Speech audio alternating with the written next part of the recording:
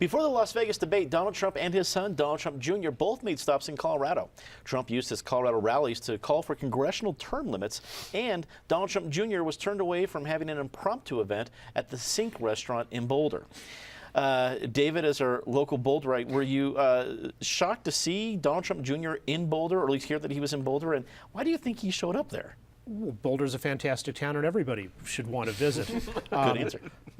If I were the owner of a restaurant or any other small businessman, I wouldn't let the Trump event trump in simply because I don't think he'd pay the bills.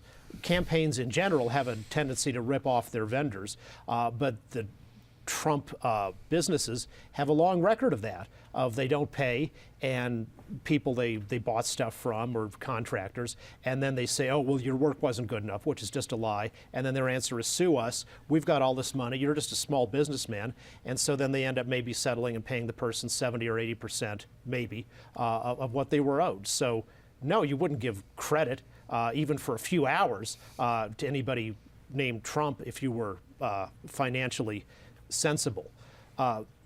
Donald the Elder's speech about draining the swamp in Washington, in which he talked about not only about term limits, but also about a ban on lobbying. If you've been in the U.S. House of Representatives, you wouldn't be allowed for 5 years to be a lobbyist.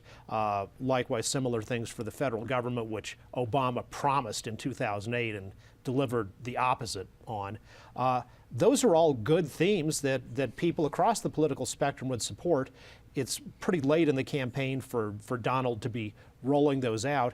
If he'd been spending the time since he won the nomination talking about those issues instead of going off in his narcissistic world where he's always got to talk about, what he said to a Miss Universe contestant and everything else like that, he might be in a close race to win this, but he lacks the self-discipline even to stay on his own message when it helps him. Eric, admittedly, I felt the same way about the issue itself, is that this is solid red meat policy that in a year where there is distrust on both sides of the aisle of government, coming out and making congressional term limits your flag that you want to carry for a good couple months, it could really make some hay around a lot of people. I was astonished that we heard it October 18th or 19th. So what did you think? Well, because David's right on this one. It's a complete lack of discipline on the candidate. It's a lack of strategy. If we're going to, if Donald Trump was ever to be president and we wanted to prevent the revolving door, we should worry more about people coming out of his administration to lobby for the Russian government than necessarily on Capitol Hill in Washington. But that is a separate issue. The Trumps have to go somewhere. I've never been convinced for the last couple months that they were being terribly strategic in how they allotted their time across this map. It was only maybe a month or 6 weeks ago that Donald Trump spent 2 days, one day in Jackson, Mississippi, which is as red as it gets, and the next day in Seattle, Washington, which is as blue as it gets. There's just not a coherent strategy to the whole enterprise. Politico this morning had a good story just about how Trump's map, and I basically think the map is withered and it's gone. There is very little path. But to the extent that Republicans still believe there might be some path, he has to turn around at least one state where he is trailing by 6 or more points. Colorado is on that list. But there are 6 states that are typically regarded as swing states: Pennsylvania, Wisconsin, Michigan, New Hampshire, Virginia, Colorado, all where Trump is behind by at least 6, and some of them are near 10. And even if he won everything else that is still out there, if he won Ohio and Florida and Iowa and a few others that are, quote, swing states and where his margin is, his deficit is less than 6, he still needs to pick up one of those where the margin is big. So the numbers don't work. The map is not there. You might as well spend time in Boulder as anywhere else because there's just a lack of strategy, and there has been from the get-go. Ben, you're a public affairs consultant. You talk to candidates. You work with campaigns.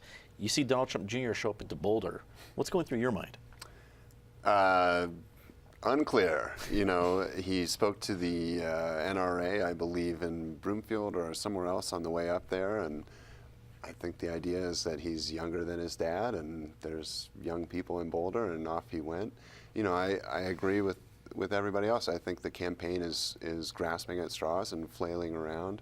I think that they're trying to do whatever they can to position themselves for whatever's next. And frankly, you can see the desperation and not accepting the results, telling people to go watch the polls and stand vigil over the process. I mean, they're desperate. Patty, were you surprised not to hear about the whole congressional term limits actual policy points earlier? Well, I was surprised to actually hear something sensible from him, and it was interesting because he was back in Colorado Springs, where he had earlier dissed the fire marshal, and before that had complained about how Colorado's system was so rigged. And he went back very quickly to the rigged system after actually talking about a couple themes that people would have cared about. And it's not just, of course, our election system that's rigged, it's the media. And what is so astonishing to me is that Donald Trump never recognizes that he is completely a creature of the media. If Donald Trump had not been on television, if he had not been on The Apprentice, he would not be a candidate for president right now. He would just be some business guy who'd gone bankrupt 6 times. But it's because of the entertainment media that this man looked credible enough to enough people that he became the Republican candidate. As for his son, the media came back to bite him too. Another mysterious tape showed up that had Donald Trump Jr. making jokes about the Aurora shootings shortly afterwards, giving 2 thumbs up to a radio host.